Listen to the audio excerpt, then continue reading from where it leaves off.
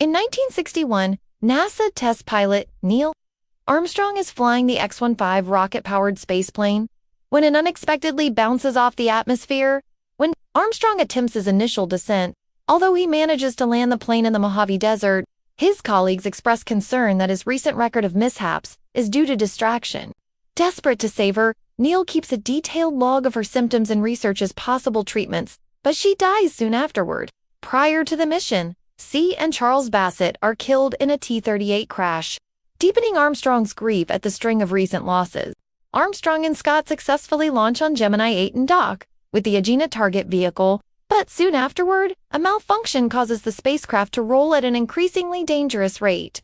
Armstrong and Buzz Aldrin undock in the lunar module Eagle and begin the landing.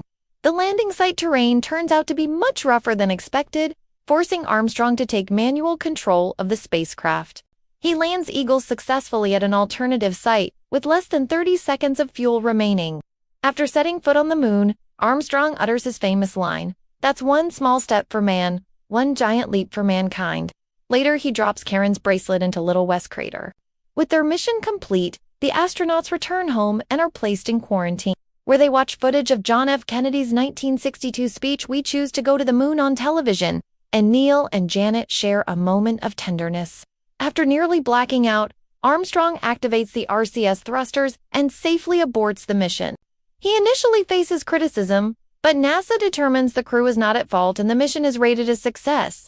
Grief-stricken and suspecting he has been grounded, Armstrong applies for Project Gemini and is accepted to NASA Astronaut Group 2 with his wife Janet. During a launch rehearsal test on January 27, 1967, a fire kills White and the Apollo 1 crew.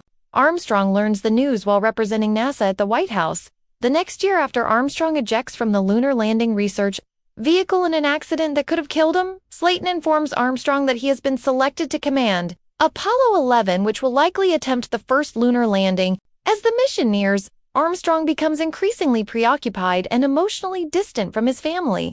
Prior to the launch, Janet confronts Neil about the possibility that he might not survive the flight and insists that he explain the risks of the mission to their young sons.